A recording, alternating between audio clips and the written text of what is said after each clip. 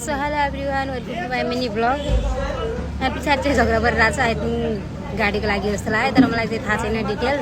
अनि हामी चाहिँ मामाघर जाने भनेर आई थिङ्क कति आधी घन्टा अगाडि निस्केको, बाहिर रोडमै निकालेको गाडी आउँदैछ भनेर। अहिलेसम्म गाडी अत्तो पत्तो केही छैन। हामी आधी घन्टा भइसक्यो बाटोमा निस्केको, बसेको घरबाट।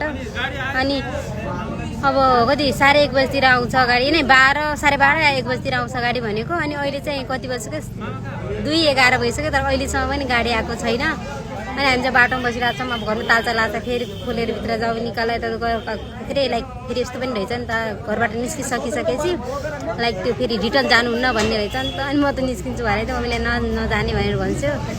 अनि त्यही भएर चाहिँ अब बसिरहेको छौँ, घर जान पनि सकिरहेको छैन, तर गाडी अहिलेसम्म आएको छैन। आई थिङ्क अब यहाँ कोलपुरदेखि सिमता मेरो मामा घर पुगुन्जेल चाहिँ 4 घन्टादेखि 4.5 घन्टासम्म लाग्छ अरे। गाडीमा कसरी जाने थाहा छैन, तर आई थिङ्क रमाइलो नै हुन्छ होला अगाडि क्याबिनको सिट पाइयो भने, किनभने ठाउँ हेर्दै जान पाइन्छ नि त।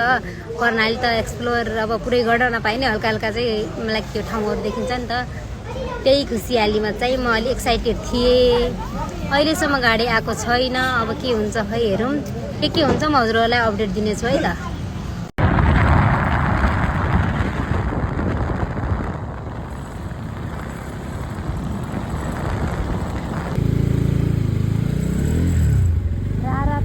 सबैको बारेमा लेखेर चाहिँ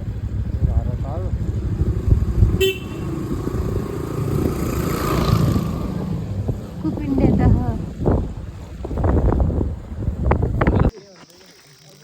यता हेर चल्ली।